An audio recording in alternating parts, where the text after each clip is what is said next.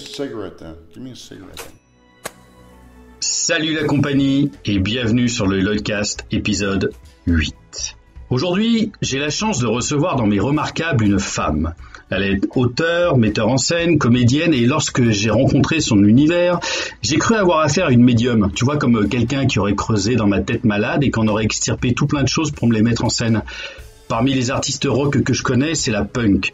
Mais pas un punk nihiliste, non, un punk romantique, flirtant tout autant avec ce que le romantisme a d'autodestructeur dans sa définition allemande, mais aussi avec ce que le romantisme plus actuel voudrait que le crapaud se transforme en prince. Mais ce prince, chez elle, boit des bières, porte des fringues trop grandes pour lui, a des cheveux ébouriffés et sales, il aime les tatouages et n'est jamais contre un peu de drogue festive, ou pas festive du tout d'ailleurs. Je la considère comme l'une des meilleures de sa génération, si ce n'est la meilleure. Et je lui souhaite la bienvenue ici, Fanny Caranco. Bonjour. Bonjour. Donc, je t'ai un petit peu présenté. Alors, j'ai dit auteur, metteur en scène. Et en lisant ton dossier de presse, il y a autrice, metteuse en scène. Je trouve ça joli, autrice. Parce que, en fait, c'est le vrai mot qui existait jusqu'au, je vais dire des conneries peut-être, mais 18e ou 19e siècle. Et on l'a supprimé. Alors, moi, j'essaye de te présenter de manière moins subjective, je vais dire. Donc, tu es autrice, metteuse en scène, tu as 27 ans. Alors, comme tous mes invités, tu as 27 ans. Ils ont tous 27 ans, c'est comme ça, cherche pas. Nous, on s'est rencontrés à Avignon il y a quelques années où tu jouais ton spectacle Incurable. Alors, juste, je donne rapidement le contexte. Je me promenais dans les rues d'Avignon. Je crois que j'avais mon spectacle qui s'appelait Désaccordé à l'époque. Et je vois ton affiche Incurable, déjà qui n'était pas dans le même sens que les autres affiches. Et il y avait l'ombre de Robert Smith sur cette affiche, si mes souvenirs sont bons. Et je me suis dit, oh attends, mais Incurable. Voilà, il y avait Cure en plein milieu de ça. Je me dis, mais il faut absolument que j'aille voir ça. Et lorsque j'y suis allé, j'ai pris plusieurs claques dans ma tête. J'ai pris une claque dans la qualité de ton texte. J'ai pris une claque aussi, je suis tombé fou amoureux de ta comédienne à l'époque, Aurèle Dauverchin, pour la citer, puisqu'ensuite je l'ai fait travailler sur 2-3 autres de mes pièces que j'ai trouvé absolument fantastiques. Et toi, ta personnalité que j'ai trouvé absolument géniale, et en tout cas tout ce que tu écris m'a exceptionnellement touché, à tel point que j'ai fini par dire tu es mon auteur préféré. C'est super gentil, merci beaucoup, ça me fait plaisir, c'est cool. C'est vrai que Cure pour moi c'est mon adolescence, donc ça permet de parler de ça. C'est le catalyseur, quoi. Enfin le truc qui fait la caisse de résonance, c'est Cure. Mais après les sentiments que j'essaye de mettre en scène, ils sont personnels. Mais en fait, il y a besoin de quelque chose comme Cure pour réussir à le sortir. T'avais pas peur d'enfermer ou de tout de suite dire à des spectateurs, je vais parler de quelque chose soit que vous connaissez ou soit que vous connaissez pas du tout, parce que Cure, malgré tout, ça reste une niche assez, même si mondialement c'est connu, il y a quand même toute une partie du public qui ne connaît pas ou qui n'aime pas. Ouais, il y a plus de gens qui n'aiment pas que de gens qui ne connaissent pas, en fait, je me suis rendu compte. Parce que notre génération, donc, de 27 ans, connaît forcément. Mais après, il y en a plein qui aiment pas parce que ça a été souvent ridiculisé aussi. Enfin, voilà, avec comme ils sont assez dans la caricature, avec les cheveux, avec tout ça, c'est tellement ciblé années 80, début 90, que forcément, il y a plein de gens qui disent oh là là, non. Mais il y a des gens qui y sont venus et effectivement, ça parle pas que de ça, mais ça permet de placer aussi dans une époque où même si eux étaient pas fans de Cure, bah, ils ont vécu les mêmes choses, quoi, les booms, puis les raves, et puis voilà, d'une époque, et puis les sentiments qu'il y a dans les chansons de Cure, c'est des sentiments qui sont, enfin, ce qu'ils racontent, que j'ai essayé de raconter moi aussi, c'est ça parle à tout le monde. Il y a une première tradition dans le Lloydcast, c'est de te demander qu'est-ce que tu bois, et de manière totalement virtuelle, puisqu'on est via Skype. Qu'est-ce qui te ferait plaisir à boire maintenant tout de suite? Un rosé piscine. Un rosé piscine, d'accord. C'est ta boisson préférée? Bah, ça y est, c'est le printemps, il commence à faire beau, c'est ma boisson préférée de saison. Alors, en tant qu'autrice, j'ai regardé, pour préparer cet épisode, alors tu vas me dire que je me trompe peut-être, mais j'ai cherché tes textes et je les ai pas trouvés. Est-ce que c'est normal? Ouais, ils sont pas édités. C'est vrai qu'on cherche tous, nous, à éditer nos pièces. Pourquoi, toi, tu n'as pas édité tes pièces? Est-ce que c'est un choix? Est-ce que c'est un oubli? C'est entre le choix et l'oubli et le manque de confiance, en fait.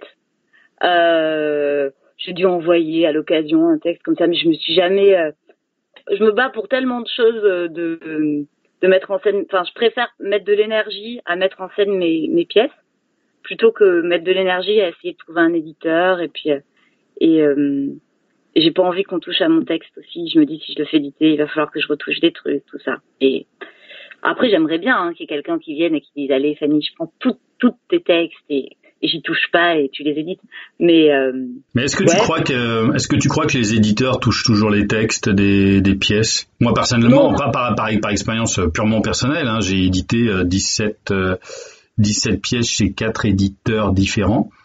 Et aucun ne m'a jamais demandé de retoucher quoi que ce soit. On a pu me dire à des moments, tiens, peut-être qu'à tel endroit, c'est un peu long, machin, tout ça. Mais c'est vrai que je m'en rendais compte tout seul, vu que les pièces qui étaient éditées dans leur grande globalité, c'était quand même des pièces qui étaient jouées, donc je sentais aussi sur le terrain que c'était trop long. Je sais pas, c'est mon côté, ça, voilà, peut-être un reste de mon côté punk, quoi. Est-ce que tu as déjà vu tes textes montés par d'autres metteurs en scène? Non. Par contre, c'est mes élèves, parce que je donne des cours au bac théâtre, à des bacs théâtre, qui eux ont monté des extraits d'Incurable pour un petit festival dans leur lycée. C'est chouette, parce qu'en plus c'était mes élèves et ils avaient 16-17 ans, donc c'était super touchante, je trouvais, de voir ça. J'ai l'impression que toi comme moi, on accorde beaucoup d'importance au titre. Ah bah oui. C'est presque ce qu'il y a de plus important, ouais. Le titre et la dernière phrase. Tu choisis ton titre, moi par exemple, 80% du temps, je l'ai expliqué dans une résonance récemment, je choisis d'abord le titre avant d'écrire la pièce. Moi, ça a mis parcours. Et après, du coup, le titre réoriente la fin de l'écriture. Mais ouais, je commence à écrire, allez, on va dire un tiers. Et je trouve le titre. Souvent, c'est des titres de chansons que je modifie un peu ou une phrase du texte. Et après, une fois que j'ai le titre, je me dis bon, ben maintenant que j'ai ce titre-là, j'ai commencé comme ça, faut que je décale un peu pour que ça colle au titre. Moi, je trouve que dans les titres, il y en a 3 que j'aime beaucoup chez toi. Bon, évidemment, Incurable, qui est simple, mais qui en même temps est un peu recherché dans ce qu'il veut dire. J'aime beaucoup donc le pensez-vous pouvoir, s'il vous plaît, nous dire d'aller nous faire foutre, c'est ça? Pensez-vous pouvoir, s'il vous plaît, nous répondre d'aller nous faire foutre? Voilà, ça. C'était très sympa à Avignon quand on tractait là-dessus. Ouais. Et il suffit d'un train pour pleurer. Oui, alors il suffit d'un train pour pleurer. En fait, c'est une chanson de Bob Dylan. Donc en anglais, je dirais pas en anglais, mais en gros, il en faut beaucoup pour rire, mais il suffit d'un train pour pleurer. Et c'est un spectacle que j'ai écrit en grande partie dans le train. Et ça parle de train aussi parce que c'est ma deuxième passion après Cure, c'est les trains. Donc tu veux dire que tu as des mini-trains chez toi, tout ça, tu joues avec? Non, mais j'habite peut-être que tu vas entendre là, j'habite à 30 mètres de la voie ferrée.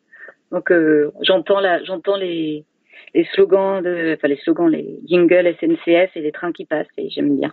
Enfin, les slogans en ce moment, tu peux les entendre. Ouais. Il y a des slogans de manif qui doivent passer de temps à autre aussi. Ouais. Tu touches à tout en tant qu'autrice, tu touches même au spectacle pour enfants. En fait, je veux faire du spectacle pour enfants, mais pas pour les enfants. En gros, ça me permet de faire un spectacle pour enfants, je me sens beaucoup plus libre.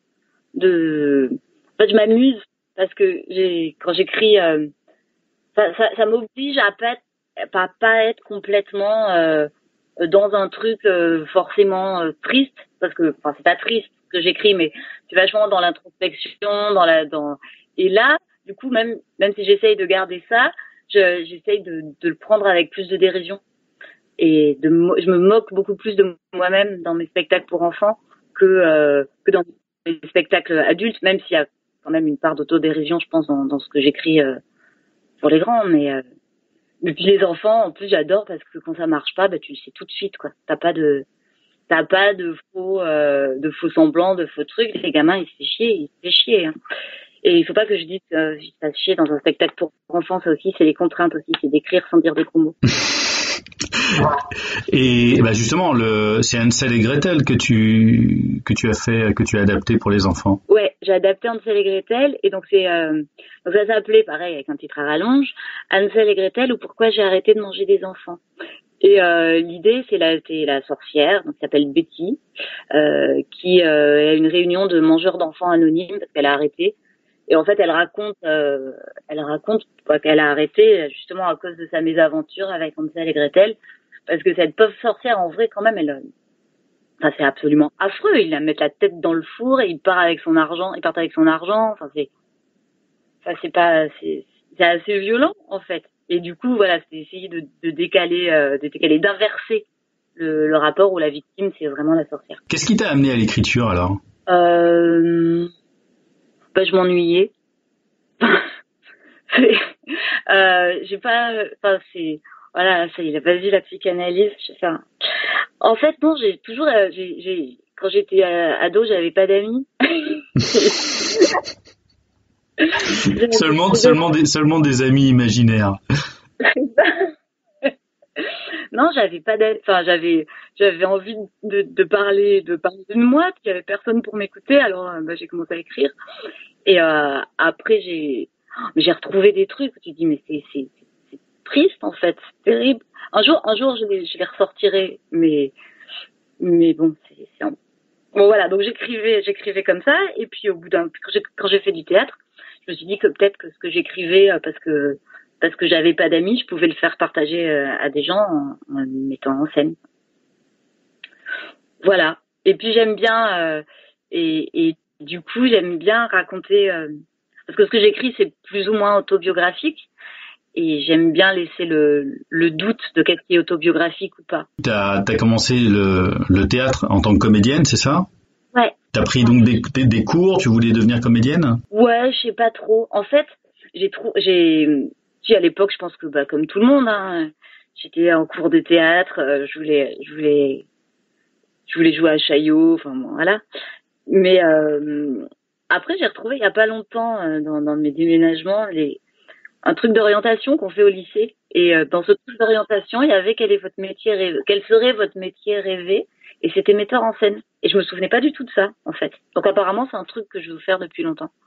Mais je me souviens pas. Et justement, qu'est-ce qui fait que d'un coup, voilà, t'es partie pour faire comédienne, tu commences à prendre tes textes et les faire lire ou travailler dessus, et comment t'en arrives donc à la mise en scène? Est-ce que c'était un mouvement évident, en fait, pour toi? Ouais, parce que moi, je pense que, enfin, je trouve, je juge pas, enfin, c'est très bien qu'il y ait toute forme de mise en scène, mais moi, j'aime bien l'idée de la création complète, quoi. De commencer par le texte, et que la mise en scène, pour moi, c'est une continuité aussi. Enfin, quand j'écris, je pense à la mise en scène, et et alors après, ça peut parfois être chiant des metteurs en scène qui mettent en scène leur propre texte, parce qu'effectivement, il n'y a pas de recul, et j'ai conscience de ça. Mais je trouve que dans le processus de création, c'est plus global, quoi. Alors en plus, quand tu joues, c'est presque de la performance. Est-ce que c'est amusant que tu penses ça? Alors moi, je pense comme toi, puisque j'ai à peu près le même parcours que toi. On a commencé à me dire, tiens, puisque t'écris, écris les scénettes, tu vas jouer dedans. Et puis tiens, pour le coup, on n'a pas de metteur en scène, donc mets en scène. Tiens, tu fais de la musique, donc tu vas faire de la musique. Et voilà, petit à petit, je me suis retrouvé un petit peu au four et au moulin, et y compris à vendre le pain, etc. Et pour moi, ça m'a toujours semblé un peu, tu vois, un peu évident. Mais je connais beaucoup d'auteurs. Et je connais aussi beaucoup de comédiens qui ont du mal à travailler avec un auteur metteur en scène qui est aussi comédien. C'est comment tu arrives à gérer ça quand tu fais une création et quand tu es y compris sur le plateau? J'ai réussi à le faire sur Incurable, de jouer et mettre en scène en même temps qu'un texte à moi. Mais j'étais sur une équipe formidable, et on était plus en création collective que vraiment moi en mise en scène. Mais après, maintenant, j'évite de faire ça, de moi jouer avec d'autres comédiens en mettant en scène. Déjà, ça j'ai arrêté. Mais après, j'ai des gens super autour de moi qui j'ai une assistante qui maintenant joue, d'ailleurs, qui est plus mon assistante, mais Lily s'agite, qui donne ce recul nécessaire, enfin qui fait mon œil, mon troisième œil. Incurable, c'est joué combien de temps à Avignon? Oh là là, longtemps.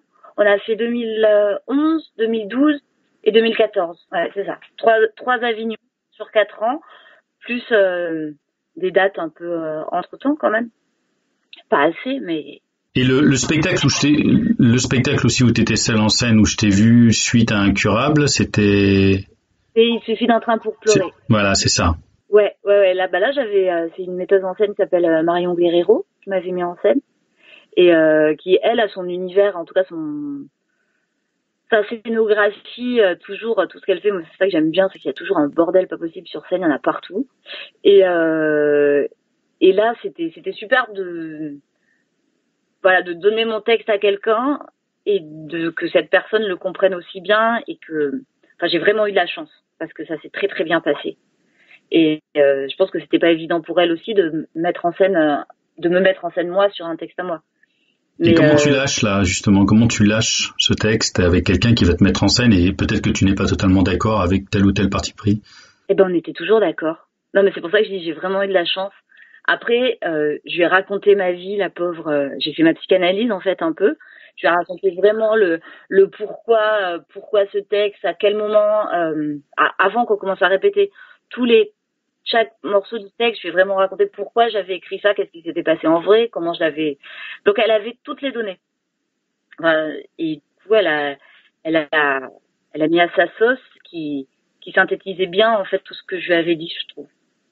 Donc on était vraiment sur la même longueur d'onde. Donc c'était facile. Et il n'y a jamais eu un moment. Il y a eu un moment où j'étais pas du tout d'accord parce qu'elle dit à ce moment-là on va mettre AA.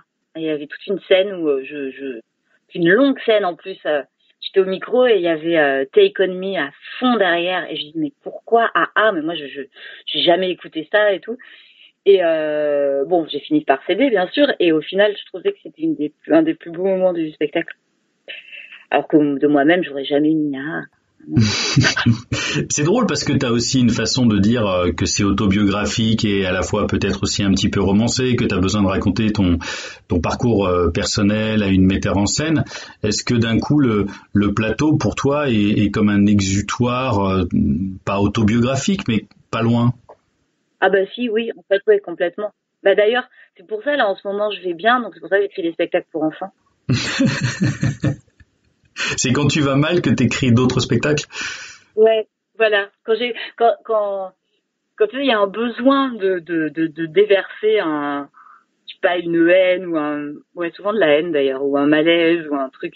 Et du coup, là, j'écris des choses plus dures, quoi. Mais là, c'est des spectacles pour enfants parce que j'essaye de rigoler des choses un peu dures que j'ai pu écrire avant. Justement, quelle est ton inspiration, que ce soit de toi ou une inspiration plus entre guillemets peut-être tes maîtres, les écritures qui t'inspirent, les films, les musiques, etc.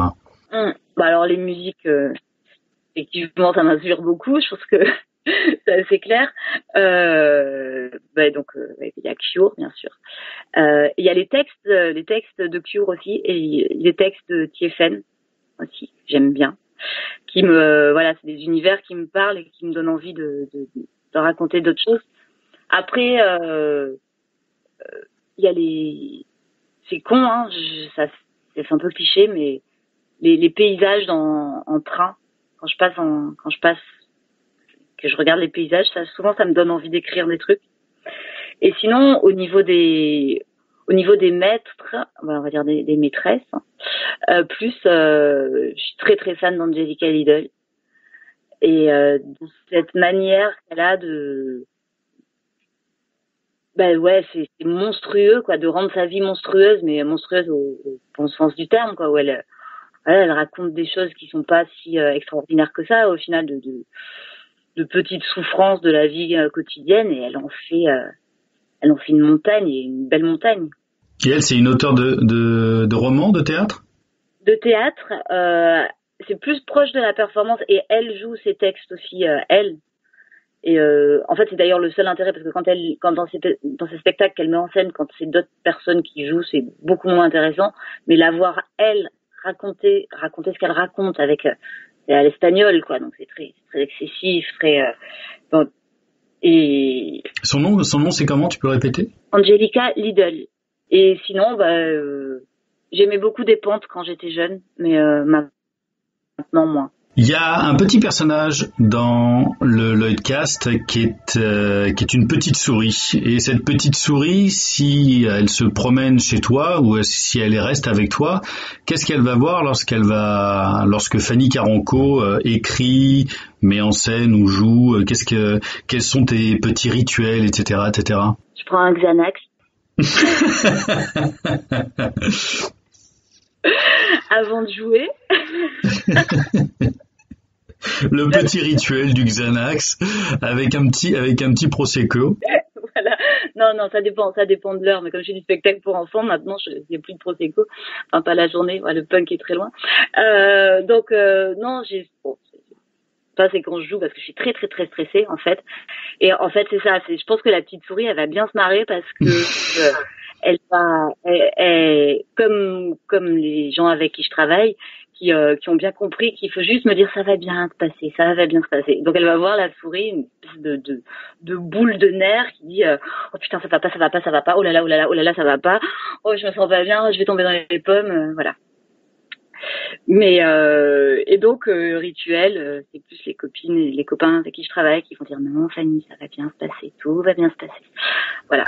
Et quand t'écris? Ah quand j'écris, alors là aussi elle va bien se marrer parce que je mets la musique à fond et je pleure. Mais voilà, juste le rituel quand j'écris, c'est vraiment avoir la musique et très très fort. Est-ce que tu choisis la musique en fonction de ce que tu vas écrire? Par exemple, moi c'est ce que je fais. En tout cas, j'ai une playlist en permanence. Enfin, j'ai des playlists pour les pièces que je vais écrire. Oui, pratiquement, ouais. C'est pas prévu, mais au final c'est ce qui se passe. Selon ce que j'ai envie d'écrire, je me dis là il faudrait un truc un peu comme ça, j'ai le morceau qui va m'aider. Tu as depuis 2009 rencontré un metteur en scène qui est important dans, on va dire, le subventionné, qui s'appelle Georges Lavaudan. Ouais. Et depuis, tu travailles avec lui sur beaucoup de ses spectacles. Oui, je suis son assistante. Enfin, il a plusieurs assistants parce qu'il fait tellement de spectacles que une seule personne, je pense, peut pas suivre. Parce qu'il crée un autre qui tourne et tout. Donc, on est 2-3, je pense, à être 3. On l'assiste dans ses créations. C'est quand même énorme parce que tu te retrouves à faire des créations à l'Odéon, ce genre de choses. Et c'est génial. C'est des créations donc il y a l'Odéon, aux Nuits de Fourvière aussi qui est un lieu magique. Enfin c'est en extérieur, c'est 2500 spectateurs. Enfin voilà, effectivement c'est un truc. Là il y a une part de schizophrénie aussi de me retrouver dans des lieux comme ça à gérer des équipes de 30 personnes sur le Cyrano de Bergerac. On était 30 en tournée et après revenir avec à Avignon au Pitchoun, tu vois. Mais après c'est chouette, c'est en dehors de toute l'admiration que j'ai parce que moi c'était vraiment un des metteurs en scène que j'aimais le plus quand j'étais en école de théâtre. Il m'apporte plein de choses par rapport au travail des lumières, par rapport à comment diriger les acteurs. Il est hyper.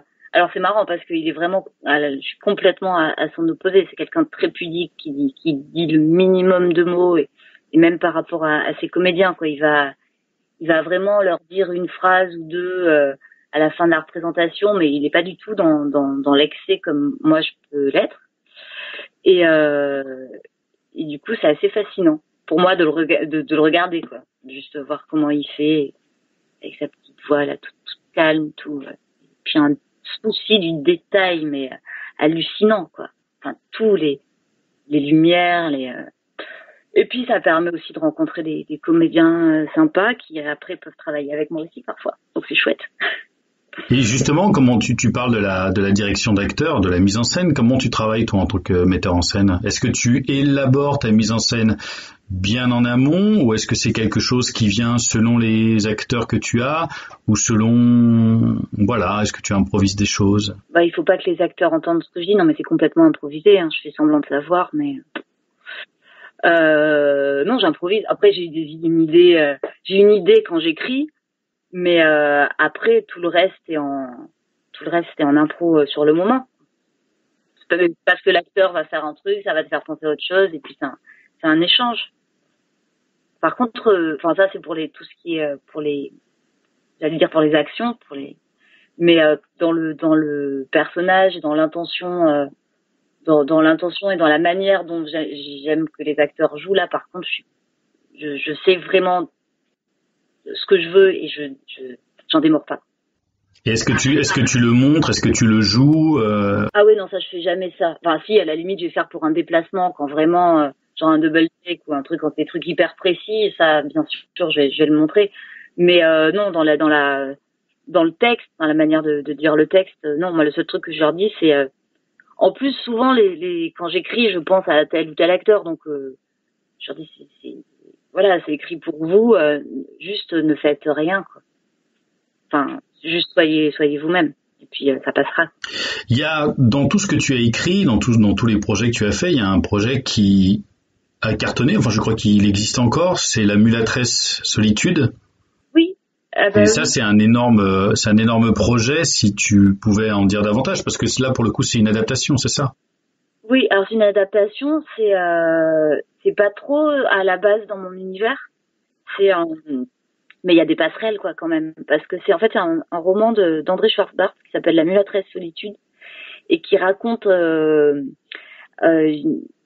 Guadeloupe, ce qui s'est passé en Guadeloupe quand Napoléon a rétabli l'esclavage. Donc c'est un texte historique, politique très très très très engagé et c'est sur le parcours d'une femme donc qui est la mulâtresse Solitude, qui a été une des figures de résistance au rétablissement de l'esclavage.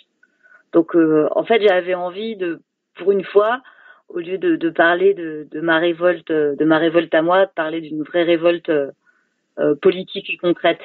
Et puis que ce soit celle d'une femme aussi, je trouvais ça bien. Et puis le texte est magnifique. Aussi, j'avais envie de voir comment je pouvais faire une mise en scène avec des textes avec un texte qui est pas de moi, et comment je pouvais réussir à glisser mon univers là-dedans. Et comment tu l'as abordé justement cette mise en scène?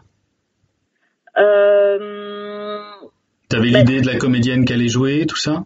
Ouais, j'avais la comédienne, j'avais le comédien, donc j'avais les deux comédiennes, ça fait deux comédiennes et un comédien. Je savais que c'était avec eux que je voulais bosser, et donc j'ai fait l'adaptation. Donc j'ai pas écrit du tout, mais du coup l'adaptation m'a permis de m'approprier quand même pas mal le texte aussi, et de choisir aussi en fonction des acteurs quoi. Parce que comme c'est un roman, j'ai surtout coupé énormément. Enfin, j'ai pris des extraits du roman pour les remettre dans une autre forme plus théâtrale et plus courte du coup. Mais ouais, je savais qui c'était, je savais pourquoi c'était ces passages-là qu'il fallait qu'il joue. Et ça, vous l'avez joué au Festival d'Avignon? Ouais, on a fait Avignon, on est parti... Ensuite en Guadeloupe? En Guadeloupe, Martinique. Ça, c'est une aventure géniale.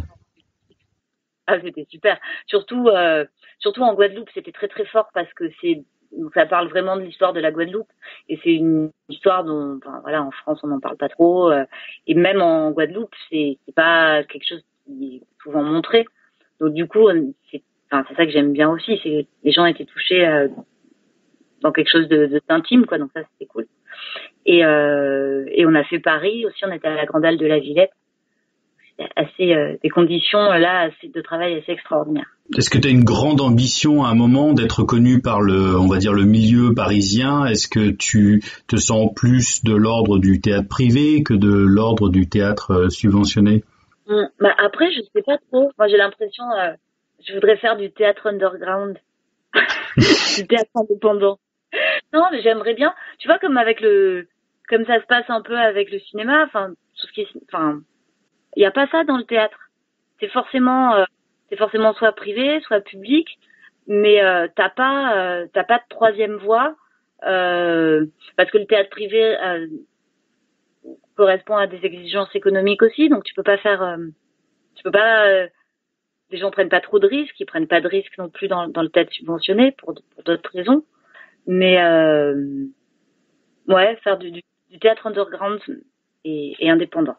Alors, ça existe un petit peu quelque part, parce que le réseau des toutes petites salles de 50, 60, 70 places à Paris, il y a quand même pas mal de théâtres qui existent là-dessus, mais qui fonctionnent sur un format économique qui est hyper casse-gueule, parce que c'est de la log déguisée qu'on appelle donc de la co-réalisation, et genre tu payes 100, 150, 200 euros par soir, et après la recette est partagée, etc. Donc ça, c'est une possibilité de faire entre guillemets du théâtre underground comme tu dis, mais économiquement c'est assez compliqué. Oui, après oui, je te dis underground, c'est vrai que je dis ça, on est quand même en train d'essayer de chercher des subventions pour pouvoir payer les acteurs. Là, la chance qu'on a, c'est que maintenant on a quelques appuis aussi. Tu vois, la Didam qui nous aide maintenant quasiment à chaque fois. Enfin, voilà, il y a des théâtres aussi qui m'accueillent, comme la scène nationale d'Annecy qui m'a où j'ai pu créer 2 de mes spectacles déjà là-bas. Donc ça voilà, je tends plus quand même vers le théâtre subventionné, mais c'est pas des choix. Et justement, ton actualité en ce moment, à l'heure où on enregistre cet épisode, on est le 15 avril, et je sais que t'es en pleine résidence de ton prochain spectacle. Ouais, que je joue demain à Montpellier. Ah bah voilà, là justement dans un théâtre vraiment underground à Montpellier qui s'appelle le Théâtre de la Plume. Et le spectacle s'appelle Une histoire du rock'n'roll. Et c'est en fait c'est l'histoire du rock racontée aux enfants.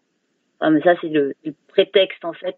En gros, c'est une histoire de famille entre une mère et sa fille et voilà, et la mère qui a 40 ans, qui vieillit, qui voit sa fille grandir et qui se raccroche à sa musique et à la musique de sa jeunesse et qui aimerait bien que sa fille aime ça aussi. Et ça fait combien de temps que tu es en résidence sur ce spectacle? Là, on a fait en tout 4 semaines de résidence. Les résidences pleuvaient dans tous les sens. On est parti, là on a fait une petite semaine de résidence à côté d'Avignon, dans un chouette théâtre qui s'appelle Viens voir à Tavel. Et on a fait 15 jours au studio du Vircourt à côté de Poitiers. On a fait une semaine à Montpellier ou chez Duterral, enfin voilà, dans plusieurs lieux. Et du coup, je pense que c'est la première fois que je vais attaquer un spectacle en me disant je crois qu'on est prête là. J'ai une citation pour toi et tu vas me dire de qui elle est, ok? Ouais. C'est facile de tomber dans un flux dépressif quand on regarde l'inutilité de l'existence. Oh, qui c'est qui aurait pu dire ça? Ça me demande toi? Alors, c'est vrai qu'à des moments, je pourrais dire un truc pareil. C'est le même qui a dit de manière assez comique, le rouge à lèvres, c'est juste parce que j'ai pas de bouche, ça permet de repérer où elle se trouve. C'est Robert Smith. Bah oui, c'est Robert Smith, bien sûr. Ah, en plus, c'est pas vrai, c'est pas du tout pour ça. C'est parce qu'il voulait copier Siouxsie and the Banshees. Il a commencé à se maquiller quand il a joué avec elle. Oui, tout à fait.